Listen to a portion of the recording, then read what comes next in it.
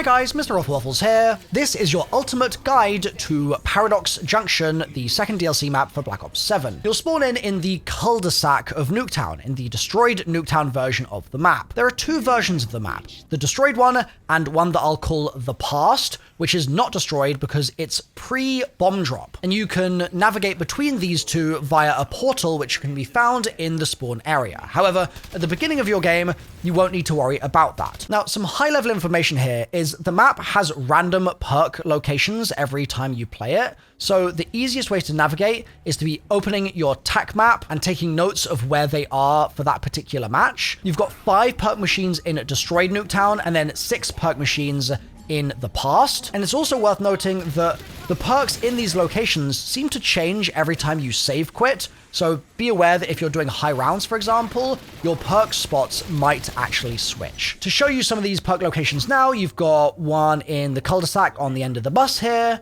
one in the greenhouse, and then another in the greenhouse garden, and then one in the yellow house, and another in the yellow house garden. The machines all have counterparts in the past.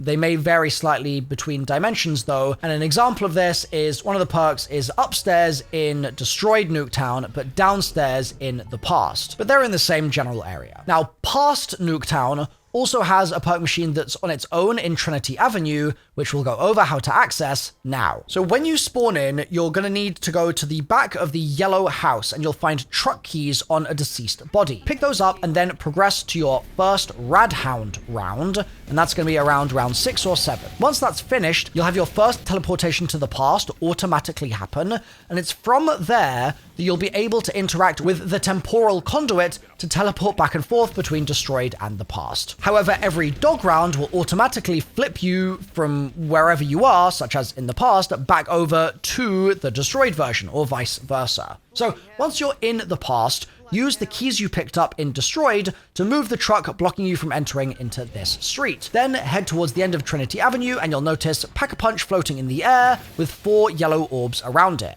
Shoot an orb and zombies will spawn out of it. Kill them and then repeat the process for the remaining 3 orbs, and then Pack-a-Punch will be available. Now, speaking of Radhounds, these are the new dog enemy types in this map, and they are very aggressive, so respect the Radhound rounds. Don't think that it's going to be a walk in the park. It's really not. They're super, super angry with you. And I'd say the biggest problem with them is the fact that they can chase you down faster than your sprint speed, so you kind of need to take them down before they get to you.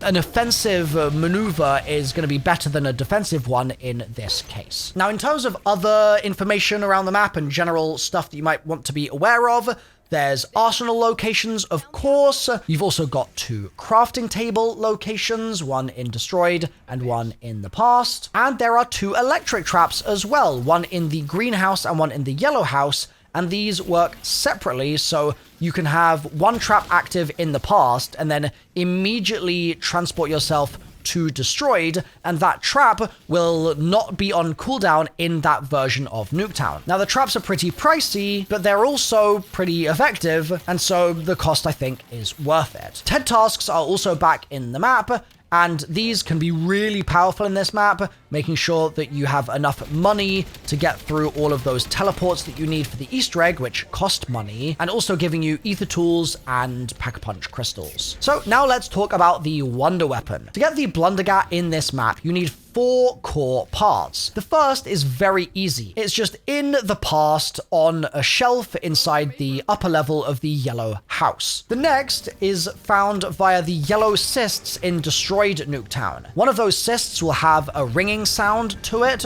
You need to feed that cyst zombie souls by killing zombies nearby, and then when the cyst is full, it will pop and you'll find a barrel part that you can pick up. Next, there's a stock part, and this can be found in destroyed Nuketown once again, except this time it's not a cyst, it's black goo on a wall that will be making that same ringing sound. When you find this, you then need to go into the past, destroy the wall in the past, and then go back to destroyed, and in the hole that you created in the past, you'll see the part waiting for you to pick up. The 3 spawns for the black goo are: one is in the garage in the yellow house, one is the top of the stairs in the greenhouse, and one is on the side of this building in Trinity Avenue. Your next part is going to be the hammer, And for this, you need to go into the upstairs area of the yellow house in Destroyed Nuketown, grab these vials, then go into the bottom level of the green house in Destroyed, place the vial in the sink and it will bubble, and then hold interact once more and you'll be able to grab some acid. Then move around Destroyed and listen out for a mannequin that's making a ringing sound.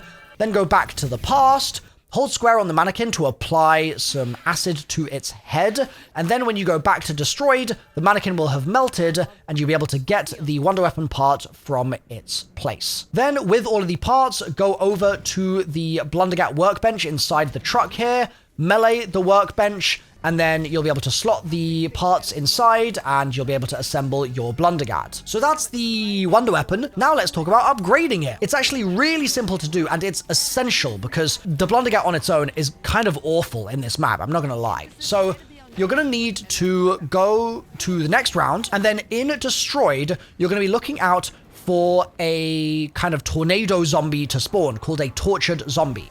It will be either in Trinity or in the back of the yellow building or back of the green building. And when it spawns, if you go near it, you can lead it to the Blundergat build bench and kill it with the Blundergat in order to suck its soul into the Blundergat build bench. But if the zombie dies on the way there, then you'll need to go to the next round. So you need to make sure that any other zombies near to the tortured zombie are taken care of, because otherwise they will suck the life out of the tortured zombie. So do that, get the tortured zombie soul into the Blundergat bench, then do the same thing the next round with another soul, and then do the same thing the round after that, but this time the zombie will turn into a shock mimic, but you still need to do the exact same thing and get its soul sucked into the bench. Then teleport back to the past, melee the bench just like before, and put your regular Blundergat inside. Then go back to Destroyed Nuketown, melee the bench once more, and take your upgraded Blundergat out from the slot. The upgraded Blundergat has a new feature.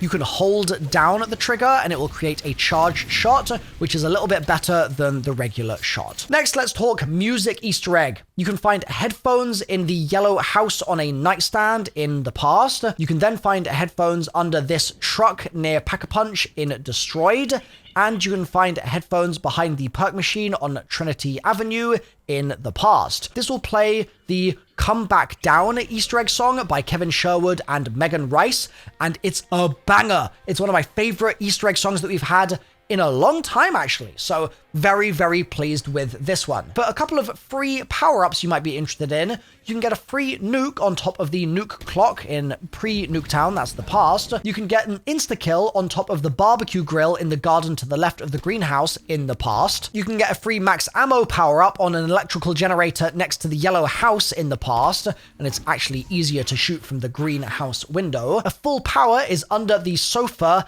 in the bedroom of the greenhouse in the past. Double points is in the wall of the destroyed house behind the rift portal in Destroyed Nuketown, and the full armor is in the bus on a seat in Destroyed, and it's easiest to see when standing on the big red truck. Next, let's talk about getting a free perk. You can get this by melting all of the mannequin heads with the vial of acid that you used to get the hammer part for the Blundergat.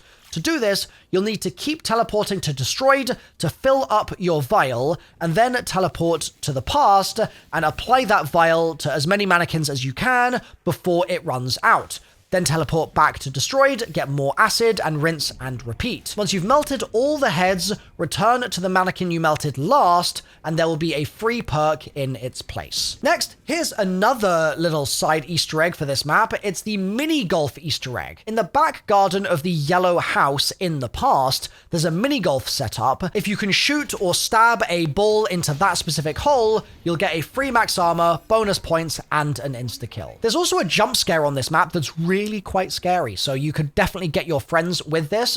In the past, interact with the TV in the bedroom of the green house, and then an antenna will become interactable and shootable on top of the house. Shoot it to make it rotate until you hear this sound, then head back to the TV and tell your friend to keep interacting with it until the jump scare activates. Now, in terms of hoarding on this map and your general strategy and approach, I'd say that it's Nuketown. It's fairly cramped in a lot of areas if you're in a higher player lobby, but if you're just playing solo, you've got a good amount of space.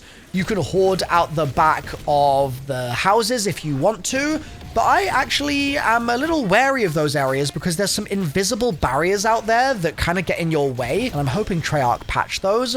So in the meantime, I quite like the Trinity Avenue area towards Pack-a-Punch, as there's no weird invisible barriers there and there is a ton of space. Also, if you're in the past, you can climb on the vehicles there and stand on top of them, whereas if you're in Destroyed, you cannot stand on top. So just bear that in mind for your parkour and for your maneuverability in that area. The good thing about that area also is there's plenty of ammo crates nearby as well if you happen to run out of ammo. Now, Exfil on this map works the same as in Ashes and Astra with the telephone booths.